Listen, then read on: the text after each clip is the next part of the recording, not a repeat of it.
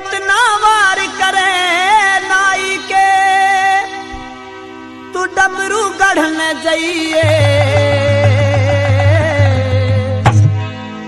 उड़ जाके बेरा लइए बेरा लइए जाके बेरा लइए मत ना वार करे नाई के डमरू गढ़ने जाइए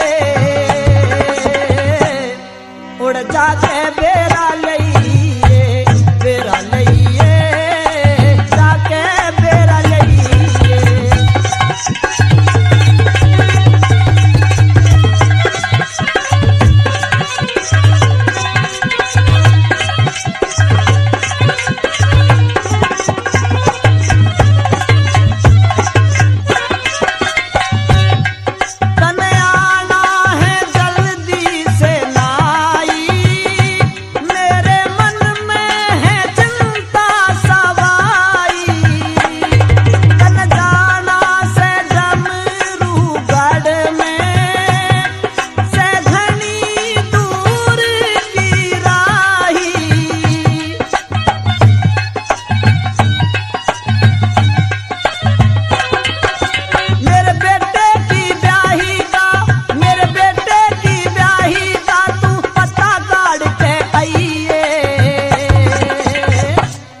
उड़ जाके बेरा लइए बेरा लइए जाके बेरा लइए मत न वार करे नाई के डमरू गढ़ने जाइए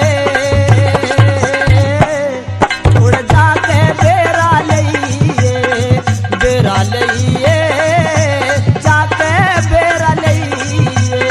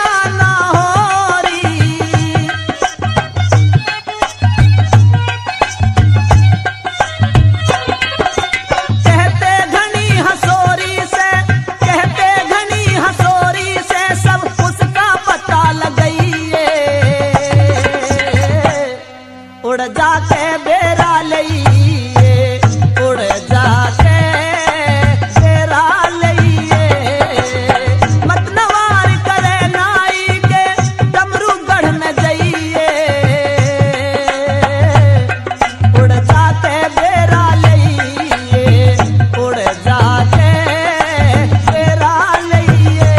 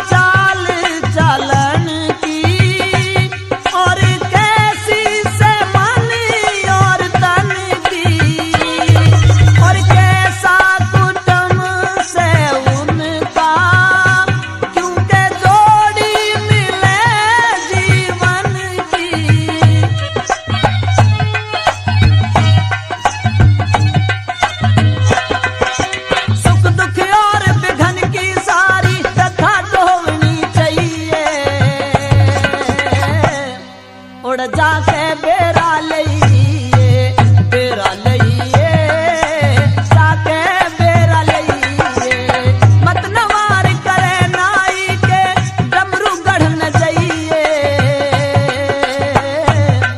उड़ जाके बेरा लइए बेरा लइए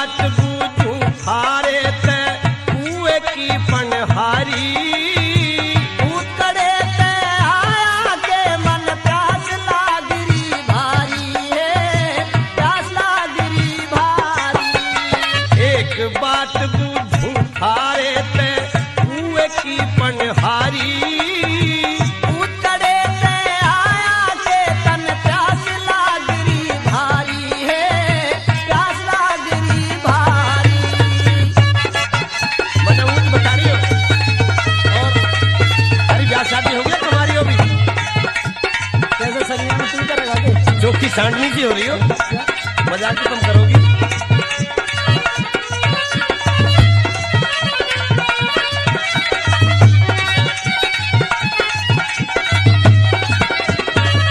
हंसी मजाक मत करो, मेरी बात सुनो, मतलब खतरा है, कह दे। हंसी मजाक करो मत ना, पानी का नहीं पिसाया।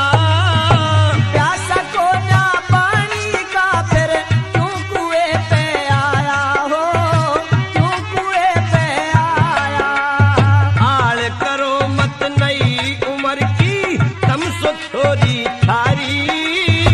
बुरा मानिए मत परदेसी, हंसी की आदत तुम्हारी है, हंसी की आदत तुम्हारी। एक बात पूछूं थारे ते, कुएं की पनहारी। उतरे ते आया के तन प्यास लागली भारी है, प्यास लागली भारी। प्यासा तक नहीं, कोई मतलब से। घर में खवाना है ना? अरे हम तो चौकी में से ही ठीक हो रही हो पहलवान से।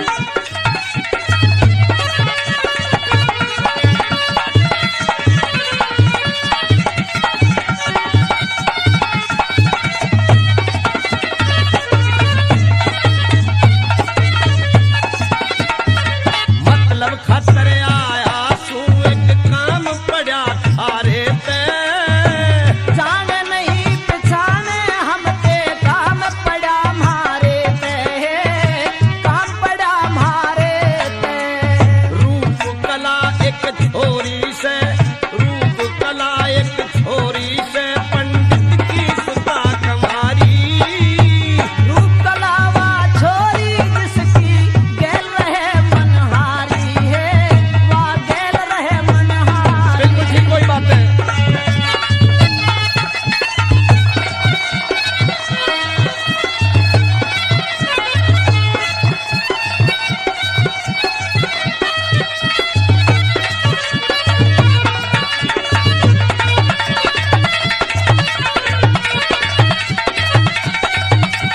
एक बात तो सुनो, कह दे। जान पहचान का तो मतलब यूं नहीं है, तो रिश्ता थोड़ी होगा हमारा सारा। चाल चलन की कैसी सेवा, डमरूगढ़ की छोरी। आंडे रोज अवारा उसमें, कहते जादू खोरी, हाँ कहते जादू खोरी। चाल चलन की कैसी सेवा, डमरूगढ़ की छोरी। आंडे रोज अवारा उसमें, कहते जादू खोरी हो, कहते जादू खोरी। जादू खोरी क्यों कहे उसने, बात बताओ सारी। अगर वोट में सेल करे जन, सांड फिरे सरकारी अच्छा। है, सांड फिरे सरकारी। एक बात पूछूं थारे ते, कुएं की पनहारी।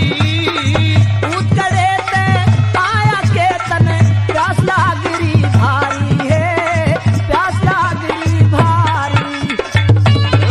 मस्ती उड़ा रही है।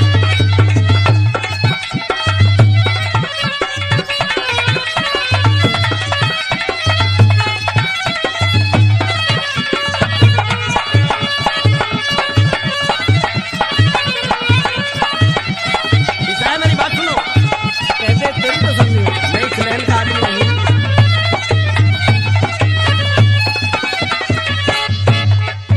पता लाग जा, पता लगावण आया था, इब बेरा पटा सारा। ऋषिपाल पे बूझ लियो वा, छोरी कती अवारा से, वा छोरी कती गवाही और दे दे। अवारा।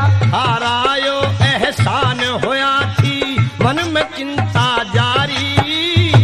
चकमा देती हांडे सेवा, करे खूब मकारी हो, करे खूब मकारी। एक बात पूछूं थारे ते, कुएं की पनहारी। उतरे ते आया के तन, प्यास लागरी भारी हो, प्यास लागरी भारी।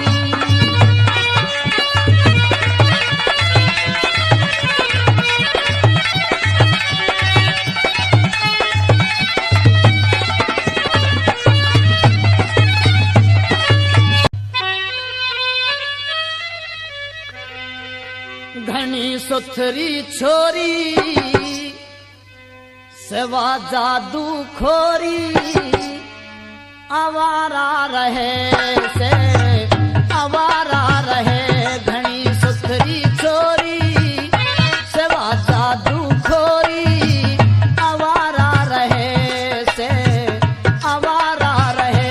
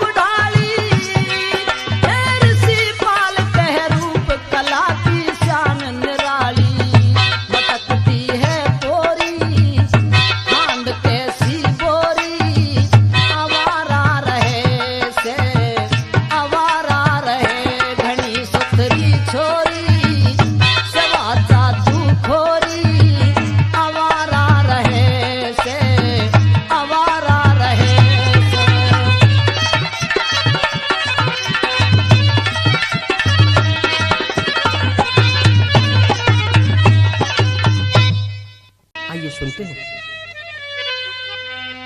अरे इसी अवारा छोरी गल्या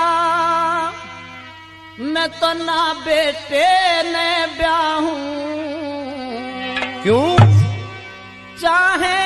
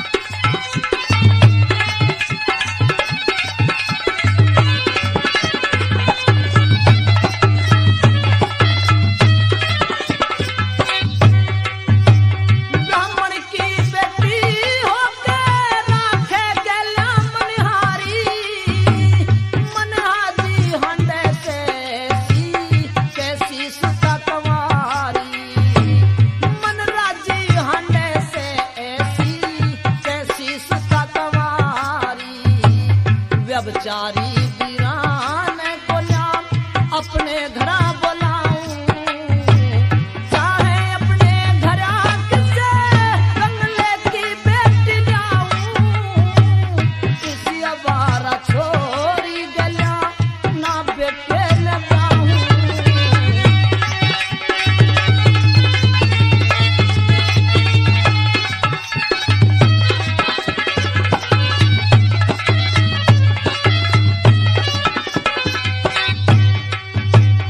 हरगिज ब्याह न करूं जिंदगी भर बेकार ग्वारा कम ते कम बदनामी ते यो कुटुंब बचे गम्हारा कम ते कम बदनामी ते यो कुटुंब बचे गम्हारा आवारा छोरी ब्याह पे ना बद कोई कर पाऊं चाहे अपने घरा किसे कंगाल की बेटी जाऊं किसी अवारा छोरी गला ना बेटे न जाऊं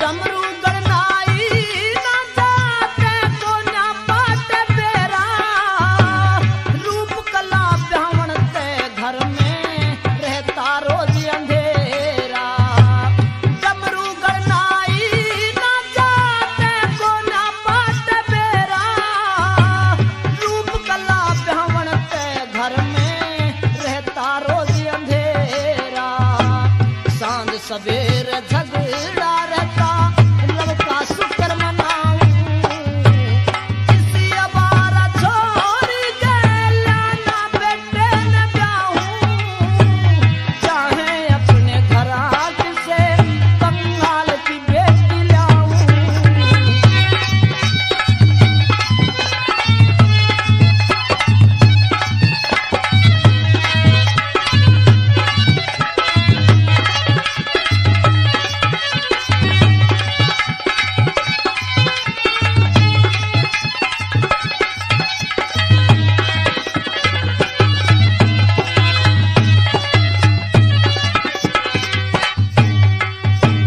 नाई ने सान करा सब धोखे मेरा लाया नाते मारे घर में निस्बिन रहता रंग सबाया नाई ने सान करा सब धोखे मेरा लाया नाते मारे घर में निस्बिन रहता रंग सबाया मन चाया हो गया कथना ये ऋषि पाल की जाऊं चाहे अपने घरा किसे कंगाल की बेटी जाऊं किसी अवारा छोरी गया ना बेटे न जाऊं चाहे अपने घरा किसे कंगाल की बेटी जाऊं किसी अवारा छोरी गया ना बेटे न जाऊं ठीक कह रहे पंटानी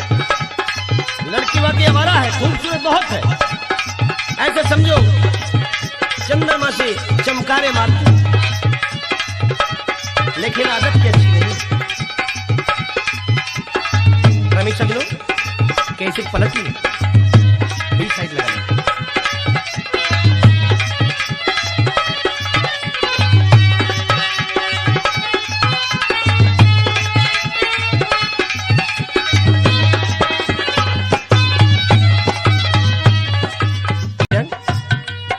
मुझे सिंदन न कहिए और क्या गौधर कहूं ऐसा है पंटानी मेरा तुम्हारा कोई भी रिश्ता नहीं हमारा तुम्हारा रिश्ता है कुछ भी नहीं मैं तो मानती नहीं हूँ सुनिए मेरी बात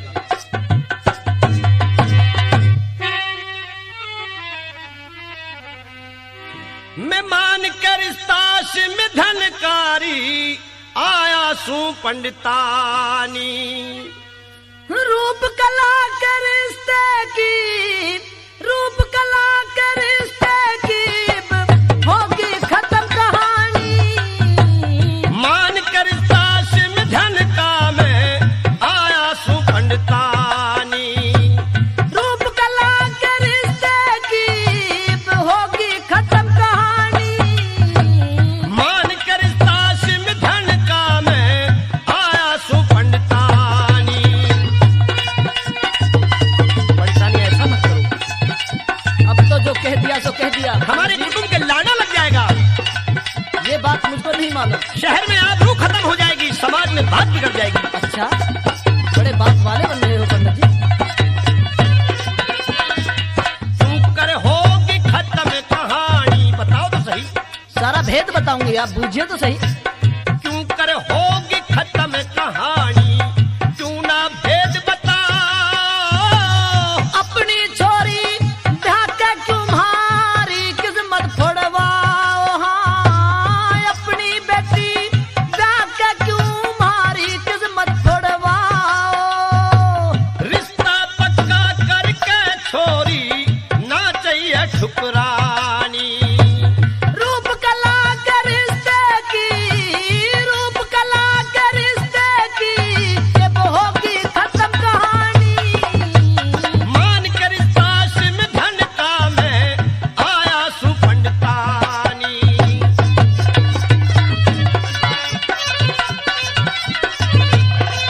पंडितानी, कहिए।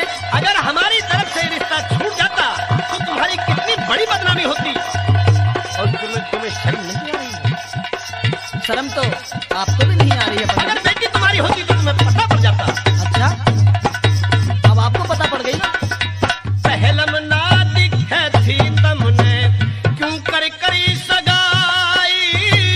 पाछे बेरा पाचा जब डमरूगढ़ भेजनाई। हाँ, पाछे बेरा पाचा जब डमरूगढ़ भेजनाई। नहीं किसे की ठीक जगत में बदनामी करवानी। उस रूप कला के रिश्ते की, रूप कला के रिश्ते की ये होगी खत्म कहानी। मान कर सास में धन का मैं आया सू पंडितानी।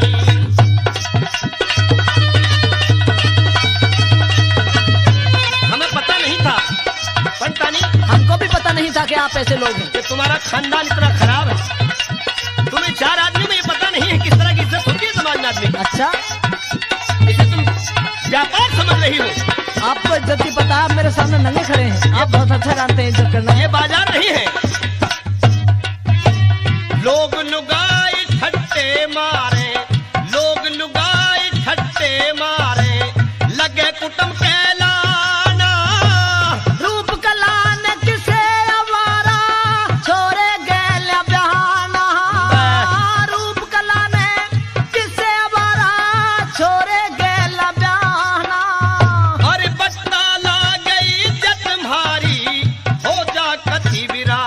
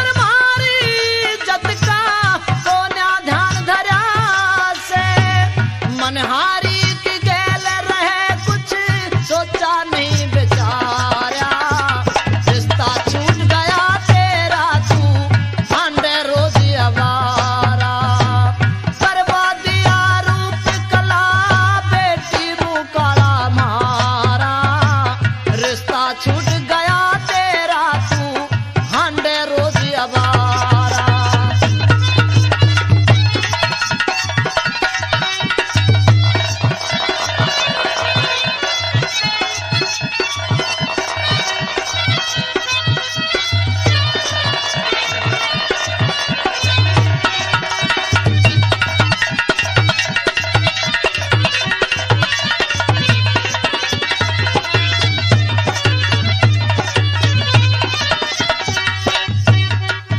कुटुम के बट्टा ला दिया तने कैसे मुंह दिखाऊं कुटुम के बट्टा ला दिया तने कैसे मुंह दिखाऊं डूब मरूं कड़े जाके दिल की कैसे धीर बंधाऊं डूब मरूं कड़े जाके दिल की कैसे धीर बंधाऊं तने फोड़ दिया भाग माँ बापा का बेटी ओ सारा रिश्ता छूट गया तेरा तू हांडे रोज अबारा करवा दिया रूप कला बेटी मुकाला मारा रिश्ता छूट गया तेरा तू तो हांडे रोज अबारा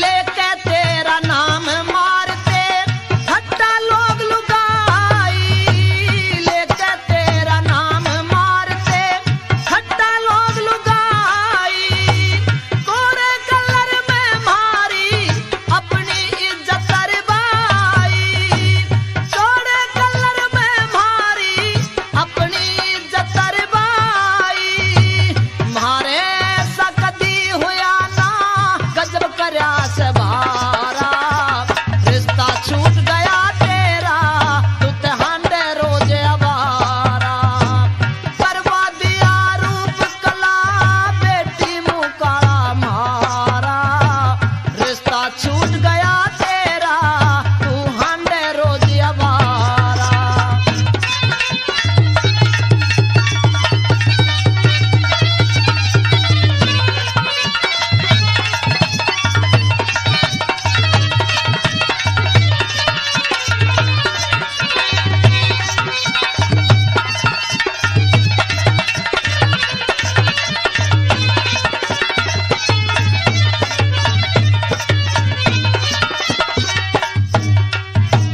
मानस पे सबसे ऊंचा धन घर की इज्जत हो से मानस पे सबसे ऊंचा धन घर की इज्जत हो से जो इज्जत पर ध्यान धरे उनकी ऊंची मत हो से जो इज्जत पर ध्यान धरे उनकी ऊंची मत हो से ऋषि पाल का काम चाल रहा धर्म के ऊपर सारा रिश्ता छूट गया तेरा तू हांडे रोज अवारा करवा दिया रूप कला बेटी मुकाला मारा रिश्ता छूट गया तेरा तू हांडे रोज अवारा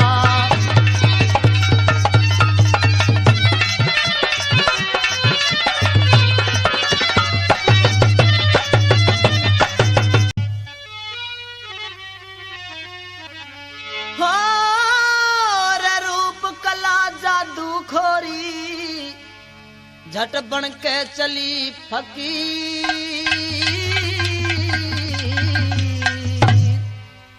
सासरे में पहुंच गई और छोड़ आई पीर रूप कला जादू खोरी हाँ रूप कला के चली फकीर सासरे में पहुंच गई और छोड़ आई पीर।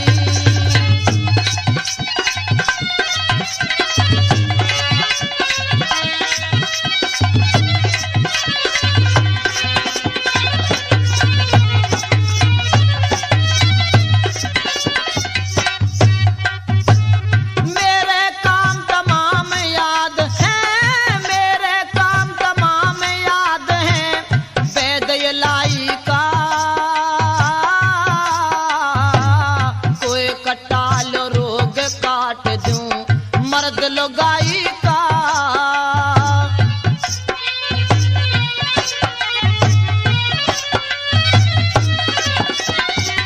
कुछ ना लूं दवाई का मैं, कुछ ना लूं दवाई का मैं, साधु घना अमीर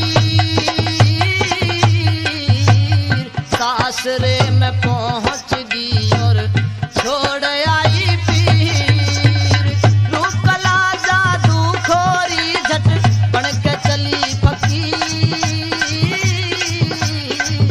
सासरे में पहुंच गई और छोड़ आई पीर।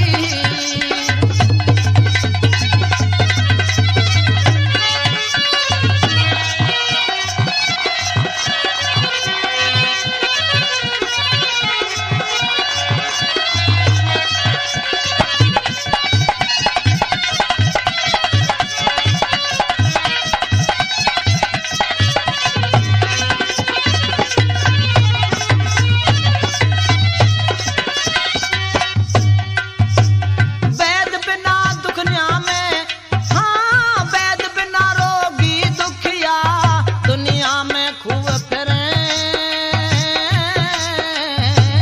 जैसे जर बिन मछली नू मोती बिन हंस मरे।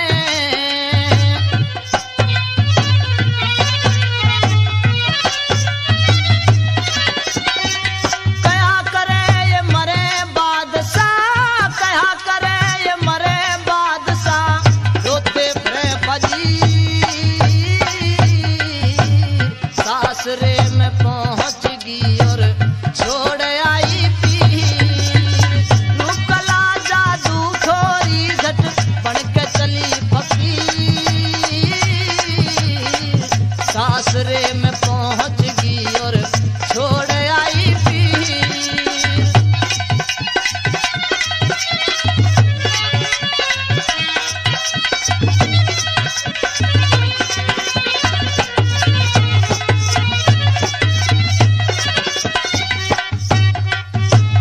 जिस पे दया राम की हो, हाँ जिस पे दया राम की हो, चिड़िया ते बाज बने। कर्म तिल अरे कर्मा ते लकड़हारा राजा महाराज बने।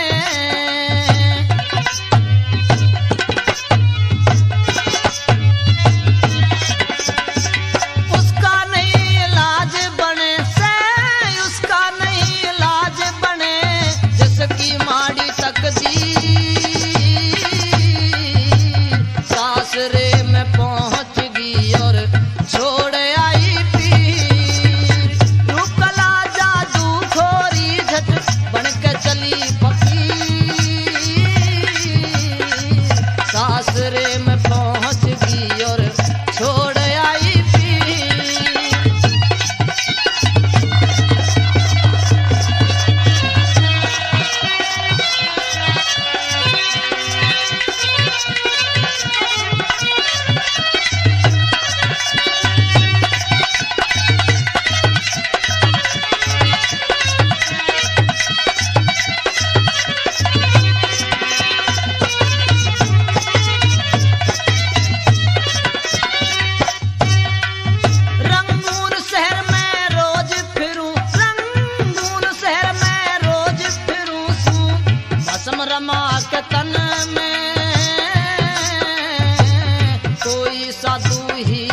फिरे कोई राज करे से धन में।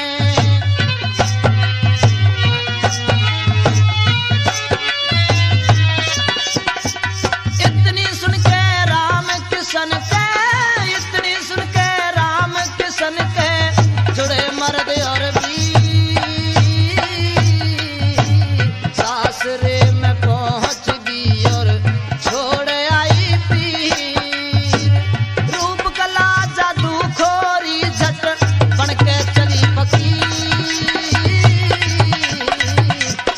ससुरे में पहुंच गई और छोड़ आई बीवी।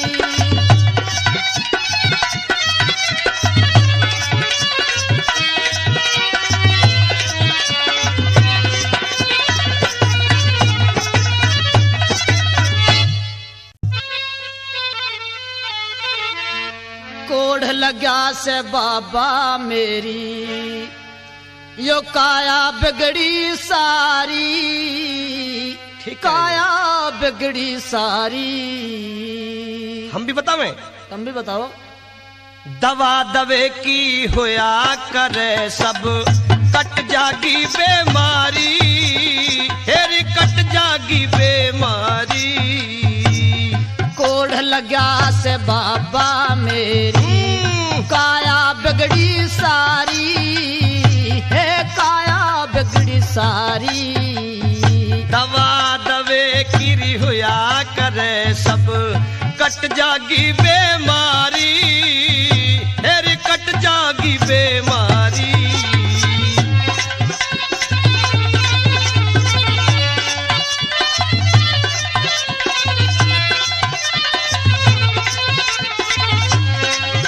माई कहिए बाबा। बीमारी जड़ से नहीं रहेगी, अच्छा, राड़ा काट देंगे इसका। अच्छी महात्मा है हम। अब कैसे कटे बीमारी बाबा, बताएंगे। जल्दी उपाय बताओ। और ना काया में रोग रहेगा, बिल्कुल मत घबराओ। काया में दुख दर्द घना से, मेरी काया में दुख दर्द घना से नहीं रहेगा। न्यू ज्यादा घबरारी, हे न्यू ज्यादा घबरारी। दवा दवे की होया करे सब, कट जागी बेमारी, कट जागी बेमारी।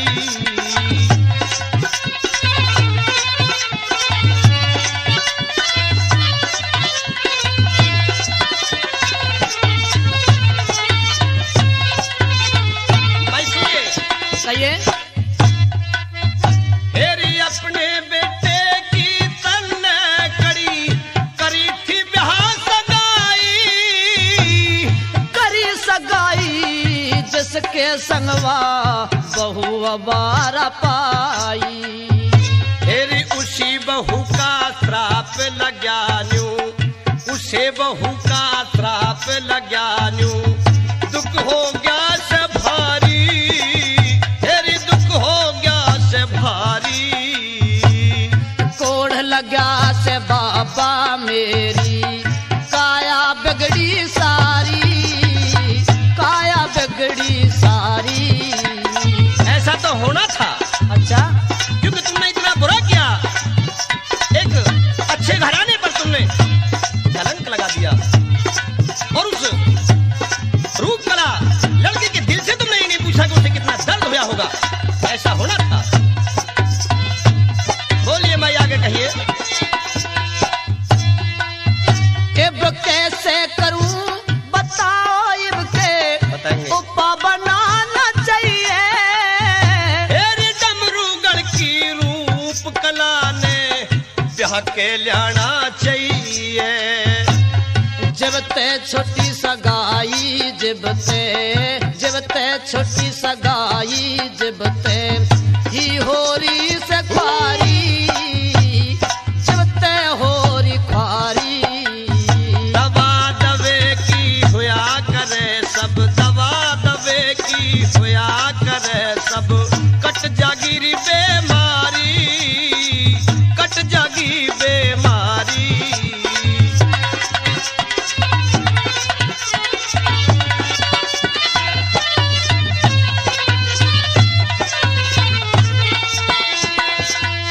बोलो। अब काया हुई बेकार घनी, मन कुष्ठ बीमार लागी। हेरी सब दुख दर्द दूर हो जा जो, रूप कला घर आगी। ताल कंठ ले स्वर की रंगत, ताल कंठ ले स्वर ईश्वर की रंगत ऋषिपाल की नारी, उस ऋषिपाल की नारी। दवा दवे की होया करे सब, कट जागी बेमारी, कट जागी बेमारी।